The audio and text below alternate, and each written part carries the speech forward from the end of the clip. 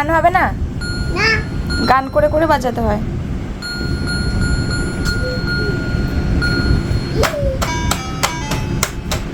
তো গান করো সঙ্গে।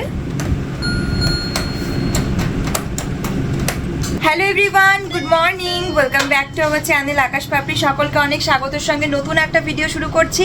আর আজকে মেয়ের খেলনা হয়েছে, তোমরা দেখতেই পেলে সোনামা পিয়ানো বাজাচ্ছে। আর আজকে কিন্তু সকাল কালকে বৃষ্টি হয়নি, কিন্তু আজকে কিন্তু একদম মেঘলা মেঘলা ওয়েদার। আর প্রায় মোটামুটি 11টা নাগাদ থেকে বৃষ্টি শুরু হয়েছে। বাইরে কিন্তু বৃষ্টিও পড়ছে, বা একদম মেঘলা মেঘলা ওয়েদার। আর এই যে আমার সোনামা,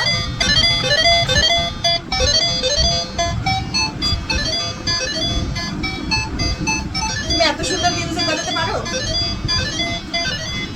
আর আমি এখন একটু ভিডিওতে বসবো। সোনামাকে ওর ঠাম্মির সাথে বিস্কুট খেয়েছিল, ঠাম্মি বিস্কুট ভিজিয়ে খাইয়েছিল, 3 পিস বিস্কুট, জল খেয়েছে, আর এখনো খাবার খাবে।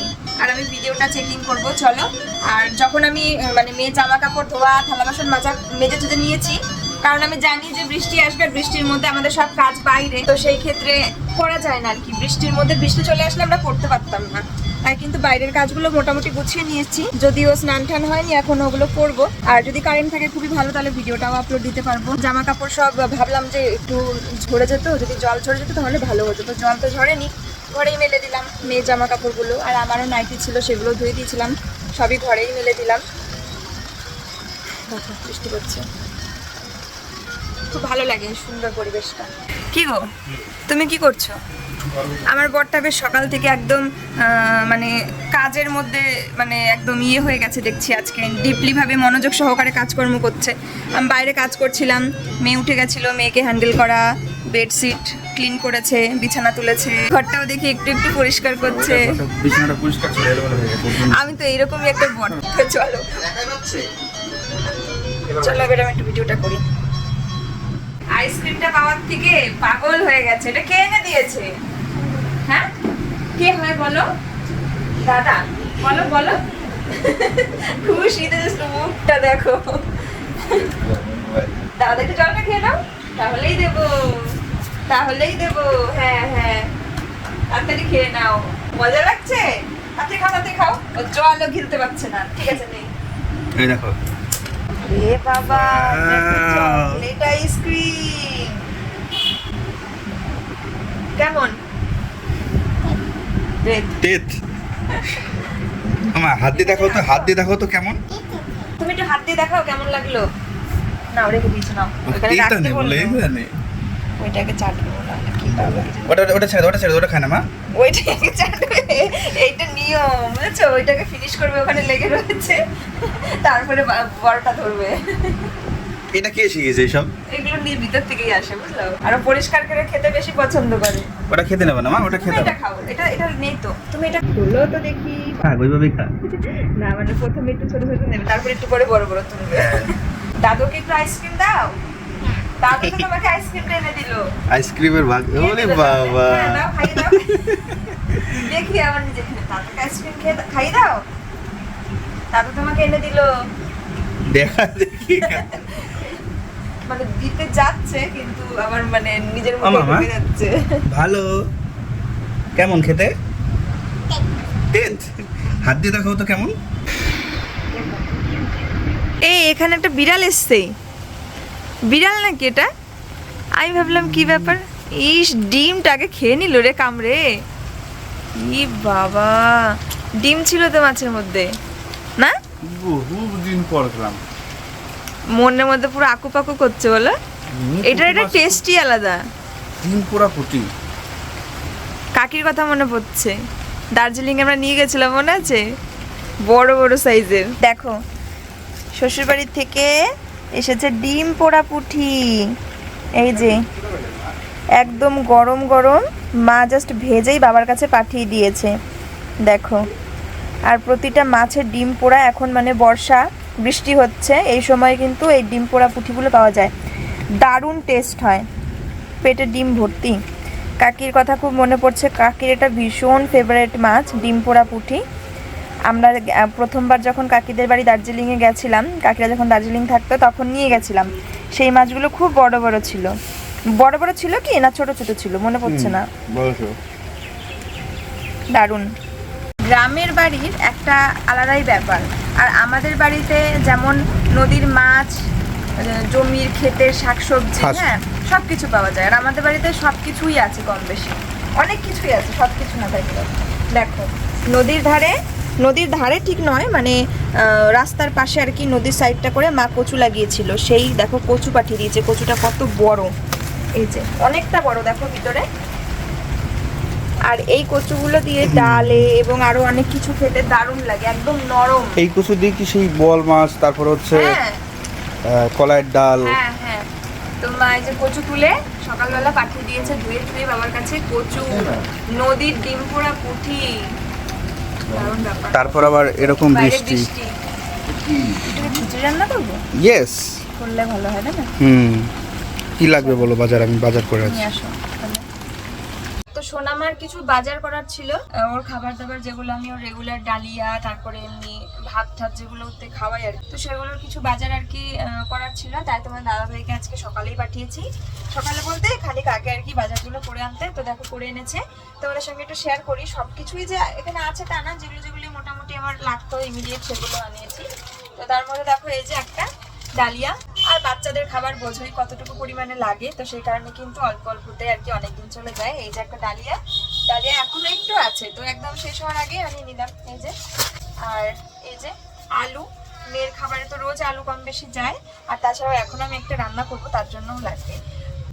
আর এই যে রয়েছে মিষ্টি কুমড়ো। আমি তোমার দাদাভাইকে বলেছি যে মিষ্টি কুমড়ো অল্প নেবে, আর মানে অল্প নেবে বলতে কি আমি একটু খিচুড়ি করবো, ঠিক আছে? আর মেয়ের জন্য লাগে, মেয়ের খিচুড়ির জন্য মিষ্টি কুমড়ো এখনো রয়েছে।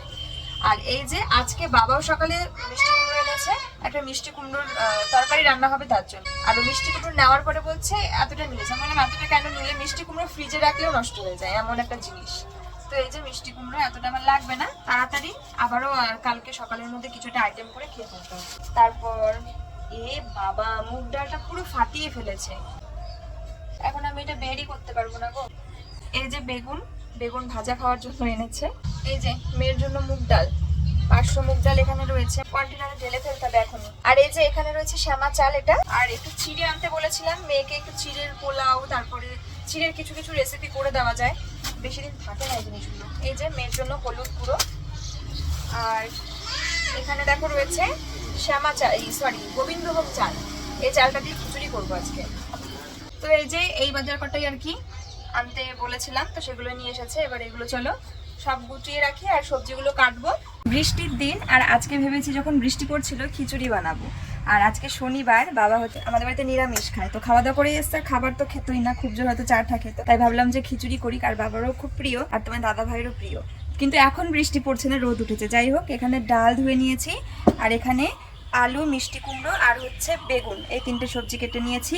আর কড়াইতে দেখো সর্ষের তেল চাপিয়ে দিয়েছি। এবার এর মধ্যেই কিন্তু আমি একবার ফোড়ন দিয়ে সবকিছু করব, মানে 5 ফোড়ন দেবো। আবার কাছে যা আছে সেইটুকুই, মশলাপাতি এক্সট্রা কিচ্ছু দেবো না। আর বেগুন ভাজা হবে খিচুড়ির সঙ্গে, 5 ফোড়ন তেলে ফোড়ন দেবো, সবজি ভেজে এর মধ্যেই চাল ডালটাকে কষিয়ে, লবণ, লঙ্কা, হলুদ এই দিয়ে আমি খিচুড়িটাকে বানাবো।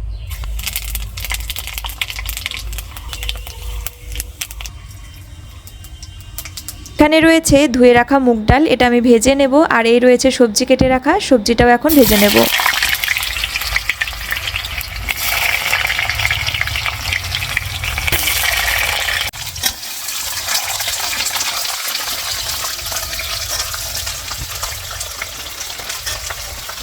বেগুনটা যেহেতু নরম, মানে গলে যাবে, তো ওই জন্য আমি একটু বেগুনটা পরে দেবো।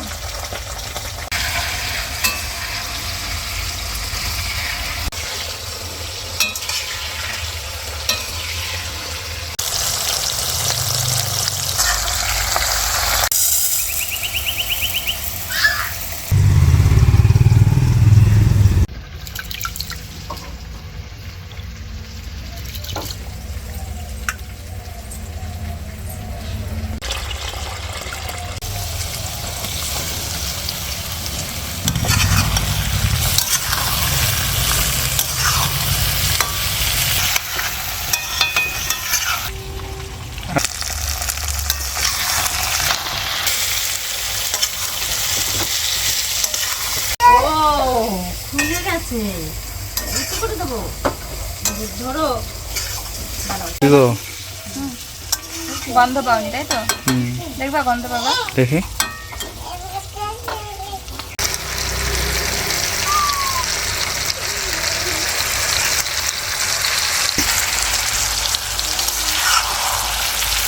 এটা মনে তো আটবে না গো।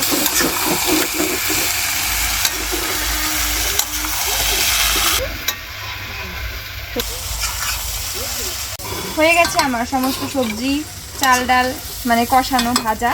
এবারে আমি জল দিয়ে দেবো, কিন্তু মনে হচ্ছে তো ওই কড়াইটা খুব ছোট হয়ে গেল, দেখি কি হয়।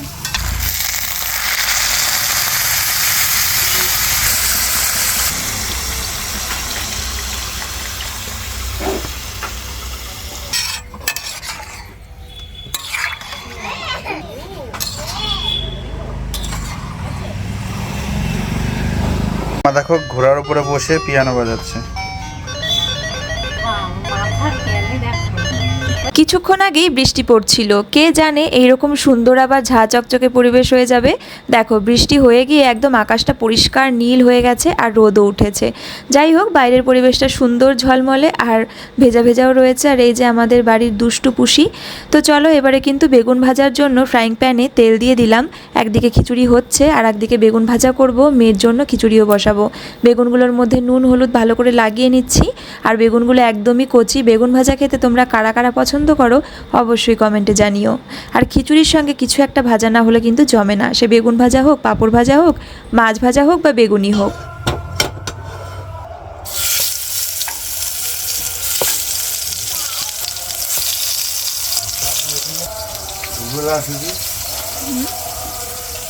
বাসন বেশি নোংরা করতে চাইছি না, তাই হচ্ছে খিচুড়ি একদিকে হচ্ছে আর আমি তাওয়াতে করে বেগুন ভাজাটাও বসিয়ে দিলাম।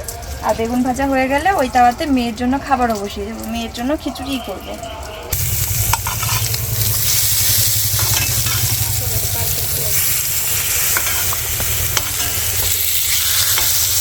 দেখো এই যে বেগুন ভাজা সুন্দর করে ভাজা হয়ে যাচ্ছে, একদম গোল গোল বেগুন, কচি বেগুন একদম।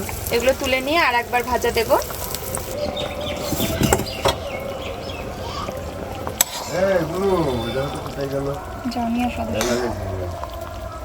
দূরে কিনাছো? হ্যাঁ দেখো দাদু হারমোনিয়াম বাজাচ্ছে আর আদর্শিনী নাচ করছে, হ্যাঁ গোল গোল করে। দেখি নাচো নাচো, দাদু বাবা দেখবে। দেখো নাচো।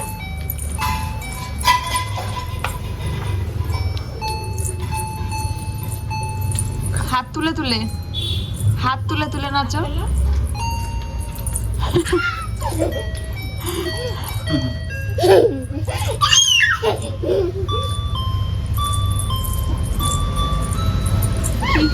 দাদুর সামনে, দাদুর সামনে, দাদুকে দেখাতে বলে। দেখো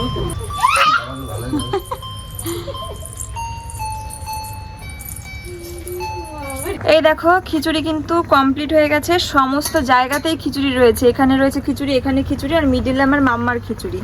তো এই যে রান্না কমপ্লিট, এবার চলো দেখি বাবাকে দেই। আর সঙ্গে বেগুন ভাজা তো করেছিলাম, এই যে বেগুন ভাজা এটাও কিন্তু হয়ে গেছে। দেখো সন্ধ্যা প্রায় হতেই চললো আর আমার রাজ্যের কাজ পড়ে রয়েছে, আমি যে কোনটা আগে করব কোনটা পরে করব বুঝতে পারছি না। আর তার উপর সন্ধে হলে পরেই কিন্তু মেঘ বৃষ্টি ঝড় বৃষ্টি উঠে আসে এখন। আর এখন আমার রয়েছে প্রচুর থালা বাসন, মানে 40 মিনিট লাগবে, 40 থেকে 50 মিনিট লাগবে সব থালা বাসন মাজতে, এত থালা বাসন রয়েছে। মানে সারাদিনের ধরো রান্না বান্নার, আমি এখানে খিচুড়ি করেছি, খাওয়া দাওয়া হয়েছে সবার, সোনামার রান্না হয়েছে, সোনামার খাবার দাবার খাওয়ানো হয়েছে দুবার, সমস্ত কিছু এঁটো বাসন রয়েছে কলতলায়। এদিকে অন্ধকার হতে চললো, সব বাসন মাজবো, ঘর মুছবো, স্নান করব, পুজো সন্ধ্যা সব পড়ে রয়েছে। তো আজকে সব কিছু ঢিসমিস হয়ে গেছে। প্লাস সোনামা ঘুমায়নি, ওকে আমি শোয়ালে পরে মোটামুটি 5 থেকে 10 মিনিটের মধ্যে মোটামুটি বেশিরভাগ দিনই ঘুমিয়ে যায়। আজকে ঘুমালোই না, সেই বাবা মানে বাড়ি যাবে, চলে যাচ্ছে বিকেল বেলায়, তাই সেই যেতে তো দেবেই না। আমি এটা বলেছি দাদুও ঘুমাবে তুমিও ঘুমাও। বাবা এসে ব্যাগ থেকে রেডি করে নিয়ে বিছানায়ও শুয়ে পড়েছে যাতে মেয়েটা শুয়েওছে। তারপরে ও মানে হাম খেতে খেতে সেই সুযোগেই বাবা বাইরে চলে গেছে, মানে বাড়ি যাওয়ার জন্য গেছে। তারপরে ওর মনে মনে সন্দেহ যে দাদু হয়তো চলে গেছে। ঠিক মাঝ কিছুক্ষণ পরেই উঠে দেখাচ্ছে দাদা দরজা মানে চলে গেছে আর কি বলছে। তো সবই বুঝতে পেরেছে, প্লাস 1 ঘন্টা ওকে চেষ্টা করেছি ঘুম পাড়ানোর, ঘুমালো না। তো চলো আর বেশি কথা বলবো না। আর এখন আমি কোনো ভিডিও শুটও কাজ করে তোমাদের দেখাতে পারবো না, মানে কাজকর্ম মানে এখন ব্লগের মধ্যে শেয়ারও করতে পারবো না, কারণ খুব তাড়াহুড়োর মধ্যে কাজ করতে হবে, আর এই শুট করতে গেলে ক্যামেরা স্ট্যান্ড এদিক ওদিক করতে গেলে প্রচুর দেরি হয়ে যাবে। কলতলাতে বাসন রয়েছেই, প্লাস এই যে এখানে কিন্তু থালা বাসন রয়েছে, এগুলো সব নিয়ে যাব। আর এর মধ্যে খিচুড়ি রয়েছে, এই যে এখানে খিচুড়ি রয়েছে। চার্জও নেই জানো তো, তো আমি ফোনটা চার্জে বসাবো। মেইন কথা মানে এটাও একটা প্রধান কারণ আমি ভিডিও শুট করতে পারবো না, কারণ হচ্ছে 10% চার্জ, আর কারেন্ট চলে গেলে আর চার্জ হবে না, তখন আর মানে কারেন্ট চলে গেলে চার্জ দিতে পারবো না, তারপরে একটা বড় সমস্যায় পড়বো আমি। তো যাই হোক চলো টাটা, পরে আসছি।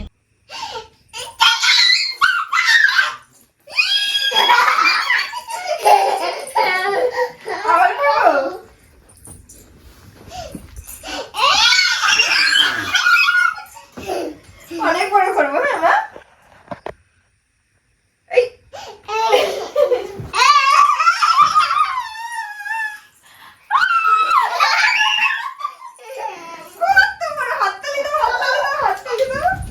সোনামা যা খুশি, আমি জাস্ট বিশাল ভালো লাগছে আমার সোনামা এত খুশি দেখে। হ্যাঁ জাস্ট দেখো কত বড় করি আমি।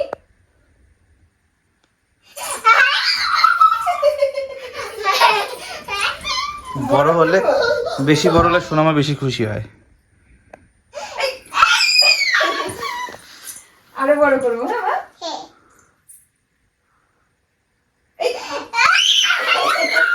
আগেই চলে যাচ্ছে। আমার ভালো লাগছে।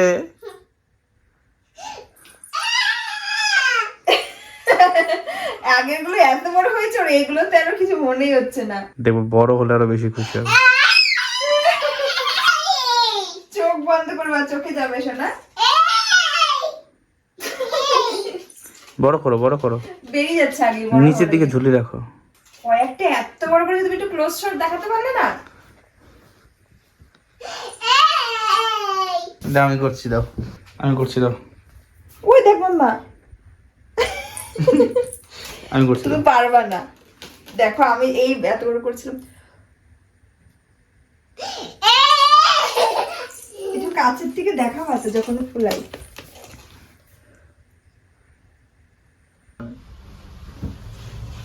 ওরে বাবা, তোর বাবা কত বড় বানিয়েছে।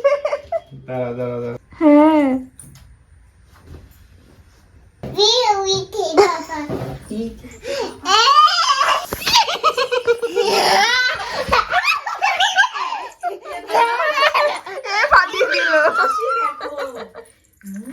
এতক্ষণ ওইরকম করে চিল্লাম।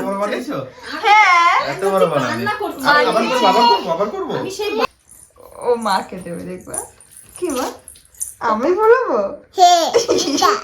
দাও এনো। ও দিদি কে ভালো পারে? হাতে কি করে মানে বিয়ে করছো, রাখছো বেশিক্ষণ? আমি তো প্রথমে করছিলাম। তা তুই তো জানোই, তাহলে করো।